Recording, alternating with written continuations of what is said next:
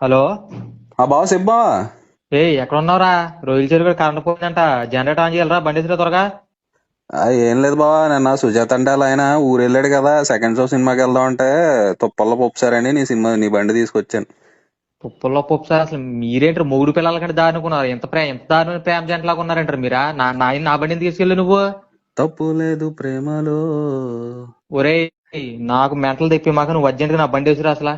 అయినా పద్దాక బండి బండి అంటావేటి? నీ బండి కూడా నీలో వంకర బుద్ధే. ఆ రోడ్డు మీద వెళ్తుంటా రన్నింగ్ లోనే తుప్పల్లో పోయింది, పక్కన ఉన్న తుప్పల్లోకి.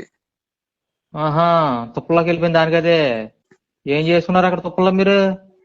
బా, ఆ ఆంటీకి ఒళ్ళంతా ముళ్ళులు గుచ్చిపోయినాయిరా, చాలా బాధ అయింది. గంటన్నర పీకేం తెలుసా అయింది. ముళ్ళు గుచ్చిపోతే గంటన్నర పట్టింది నీకు పీకడానికి?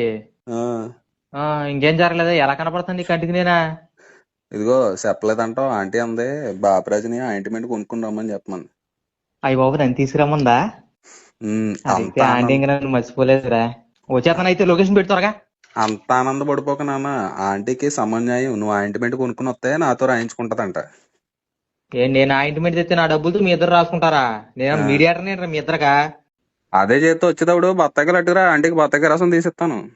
నేను బత్తాకాయలు తేవాలా? ఒరేయ్, నన్ను సైడ్ వేసి మీ ఇద్దరు ఎంజాయ్ చేసుకుంటున్నారు కదా. రేపు ఖచ్చితంగా చెప్తాను, నాశనం అయిపోతా. మీరు పోతారు చూడు, నా శాప తగిలేదు మీకు ఖచ్చితంగా.